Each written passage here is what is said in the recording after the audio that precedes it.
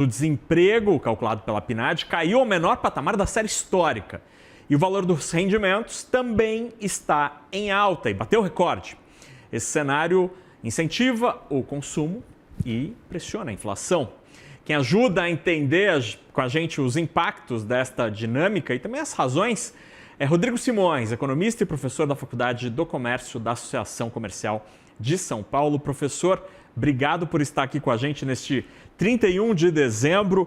Queria começar ouvindo do senhor a tua percepção sobre as razões deste mercado de trabalho tão aquecido a despeito da desaceleração da economia e do juro de 15% ao ano, que para muita gente deveria sufocar a atividade econômica, mas pelo menos até agora não é isso que a gente tem visto. Boa tarde. Boa tarde, Fernando. É um prazer poder falar com você, com toda a nossa audiência da CNN. Bom, Fernando, você vê que é um indicador que surpreendeu, tá? Principalmente a todos os economistas, porque os economistas, muito lá no início de 2025, já projetavam uma redução da taxa, né, de emprego, ou do aumento da taxa de desemprego, para melhor explicar, nesse ano, e foi o que não aconteceu, tá? Realmente surpreendeu, 5,2, a menor taxa de desemprego da série histórica aí, e assim, você veja que a economia vem mostrando muita resiliência, tá? Frente a esse cenário de juros altos, tá? Então, assim, o que acontece? Em todas as linhas da pesquisa de desemprego feita pelo IBGE na PNAD, todas as linhas tiveram resultados positivos. Por exemplo, a taxa de desemprego, o aumento real, tá, de crescimento de salários em variação 12 meses acumulado, um ano contra o outro, 4,8%. Subutilização da força de trabalho, Fernando, caiu, tá? Nível de pessoas empregadas com carteira assinada subiu. Então, assim, você tem praticamente em todas as partes, você teve resultados positivos. O que acontece, principalmente diante desse cenário econômico, tá? É uma economia aquecida, com alta taxa de juros, e inflação cada vez mais convergindo abaixo do teto da meta. Mostra que a economia ela ainda tem um certo grau, Fernando, de indexação inflacionária. Porque você vê, boa parte disso, principalmente desses empregos, está no setor de serviços. E as pessoas estão dando continuidade, muitos contratos são repassados ali, o que está no indicador de inflação, e você vê que a economia ela continua acontecendo, continua girando, continua circulando, mesmo com um patamar de juros altos. E o que a gente vê agora para dezembro, Fernando, é que é o seguinte, com essas contratações de final de ano, pode ser que a taxa permaneça a mesma ainda em dezembro 5,2, ou até caia um pouco ainda com uns 15%. Então, assim, eu acho que nós aqui do mercado, os economistas, nós devemos olhar para o mercado de trabalho, para a economia brasileira como um todo, com algumas outras visões sobre outras óticas, tá? E não somente uma relação entre taxa de juros e taxa de desemprego, porque o Brasil ele está muito próximo do seu PIB potencial. Alguns dizem que já passou, outros dizem que estão abaixo, mas assim, eu vejo, e nós analisando aqui na Faculdade do Comércio, que é voltada a analisar praticamente a parte de serviços, comércio, varejista e até mesmo indústria, a gente vê que segue uma economia com muita renda, tá, disponível, aumento do consumo cada vez mais mês a mês nesse ano de 2025, e isso tem pressionado ali principalmente os salários. A inflação tem convergido devido à taxa de juros, mas tudo segue caminhando num ritmo bem aquecido, Fernando. Professor, essa economia que surpreende, especialmente nessa capacidade de geração de postos de trabalho, será que a tecnologia acaba explicando uma parte disso? Porque me dá a impressão, eu sou jornalista de economia há mais de 20 anos e nesse passado mais recente, o uso desse negócio aqui do telefone celular parece que tem gerado uma capacidade de parte da nossa população de conseguir uma ocupação e que quando os pesquisadores do IBGE batem a porta na pesquisa PNAD contínua, são pessoas que estão ocupadas efetivamente, né? Ainda que no passado, lá 20 anos atrás, a gente chamaria de um bico, mas que hoje as pessoas que estão ocupadas, por exemplo, motorista de aplicativo, pessoas que entregam nosso jantar de bicicleta, de moto, elas estão ocupadas efetivamente e encaram aquela atividade como sendo um emprego como qualquer outro. Será que a tecnologia acaba explicando uma parte desta surpresa, entre aspas, do mercado de trabalho e sua capacidade de gerar postos de trabalho? Olha, Fernando, você sabe que esse seu ponto em relação à tecnologia, ele é muito, muito importante a gente fazer um link com ele, porque isso ajuda muito, tá? E fez com que as pessoas tivessem mais flexibilidade, tá? Ao encontrar um emprego ou até mesmo em buscar uma renda. Quando a gente faz uma conexão entre essa taxa de desemprego, Fernando, e com a relação de pedidos de seguro-desempregos, você vai se impressionar.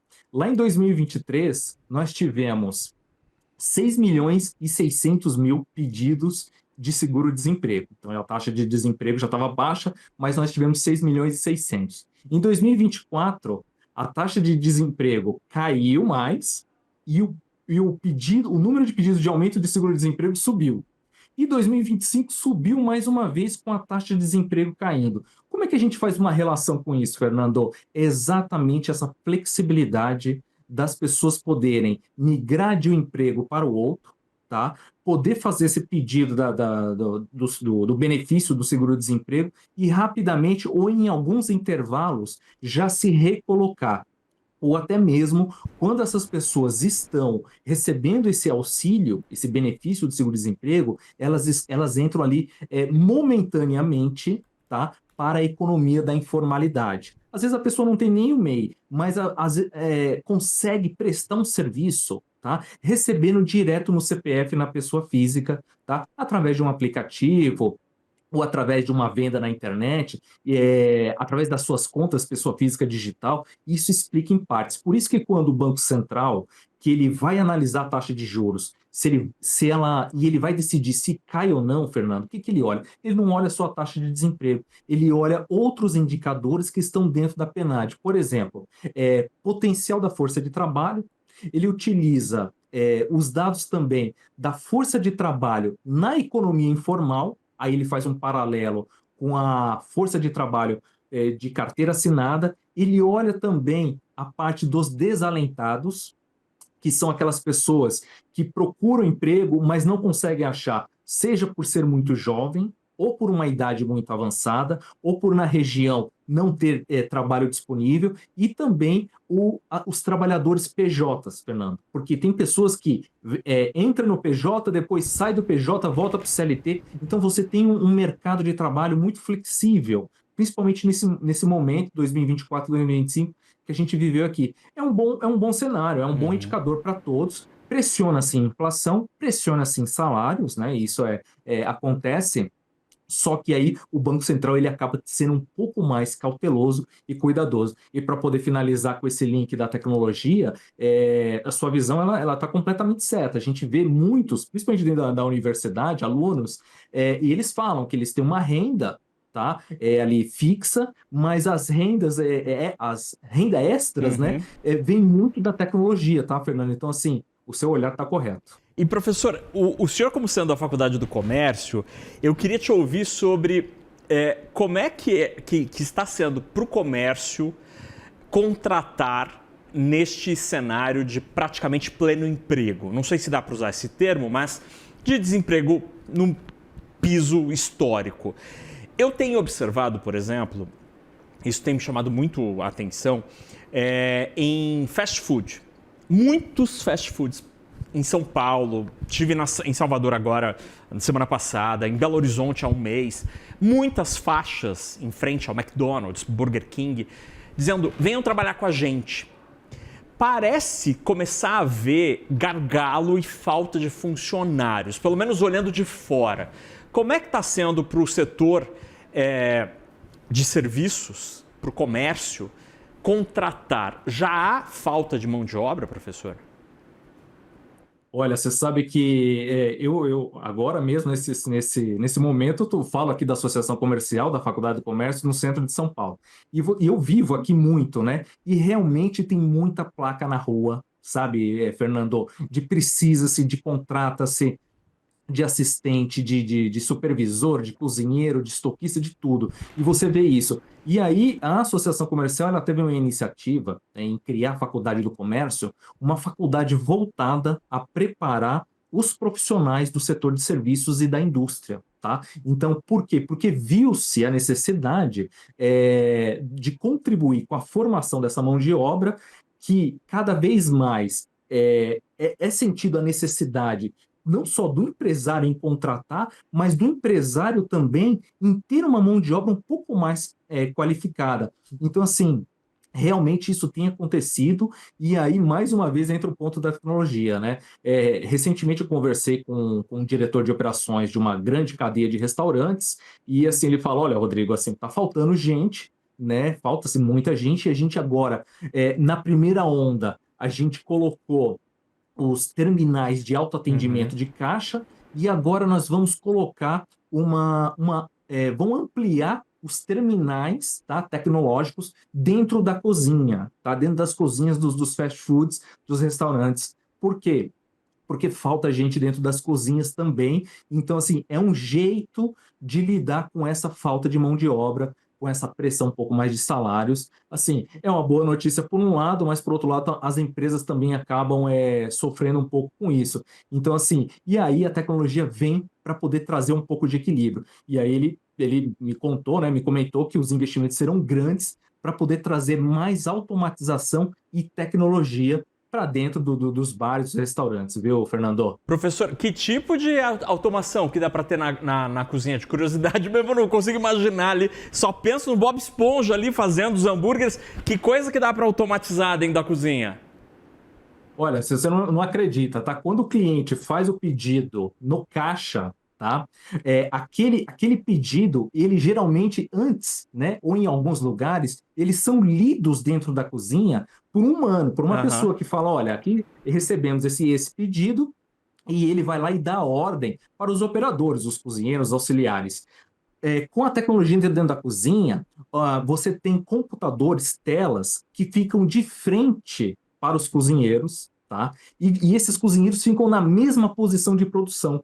E aí, com um toque de touch, eles já vão trabalhando e dando mais aceleração no processo, ou seja, facilitando e também vendo que essa tecnologia dentro das cozinhas, elas monitoram o tempo de preparo dos produtos. Uhum. Então, assim, o próprio cozinheiro, quando ele termina de fazer o prato, ele consegue dar um clique lá, onde o software consegue conectar a hora que o cliente fez o pedido, a hora que o prato ficou pronto e a hora que o prato ficou na mesa. Então, tudo isso vai contribuindo para que o empresário consiga mais produtividade, ou com cada vez menos pessoas, ou com cada vez mais tecnologia e mais pessoas preparadas, Fernando.